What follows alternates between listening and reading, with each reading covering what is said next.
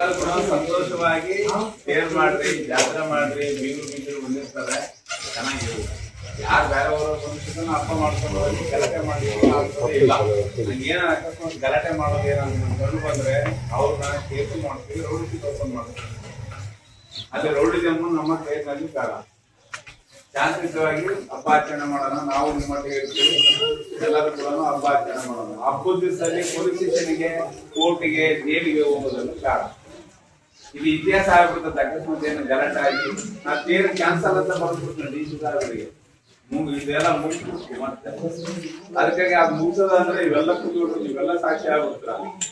ಅದಕ್ಕಾಗಿ ನೀವೆಲ್ಲರೂ ಕೂಡ ಯಾವ್ದು ಒಂದು ಚೂರು ಗಲಾಟೆ ಎಲ್ಲ ನೋಡ್ಕೊಳ್ಳೋ ಜವಾಬ್ದಾರಿ ನಿಮ್ದು. ನಮ್ಗೆ ಸಹಕಾರ ಮಾಡೋ ಜವಾಬ್ದಾರಿ ನಿಮ್ದು, ಪಬ್ಲಿಕ್. ಪೊಲೀಸ್ ಅಂದ್ರೆ ಈಗ ಬಂದೋಬಸ್ತ್ ಮಾಡ್ತೀವಿ, ಎಲ್ಲ ಮಾಡ್ತೀವಿ ಅಂದ್ರೆ ಅದೆಲ್ಲ ಮೂರ್ಖತನ. ಪೊಲೀಸ್ ಒಟ್ಟಿಗೆ ನೀವು ಕೂಡ ನಮ್ಗೆ ಸಹಕಾರ ಮಾಡಿದಾಗ ಈ ಒಂದು ಜಾತ್ರೆ ಸ್ವತಂತ್ರವಾಗಿ ನಡಲಿಕ್ಕೆ ಸಾಧ್ಯ ಆಗುತ್ತೆ ಮತ್ತು ಕಾನೂನು ಮತ್ತು ಸುವ್ಯವಸ್ಥೆ ಕಾಪಾಡಲಿಕ್ಕೆ ಕೂಡ ಸಹಕಾರ ಆಗುತ್ತೆ. ಇದೆಲ್ಲ ಕೂಡ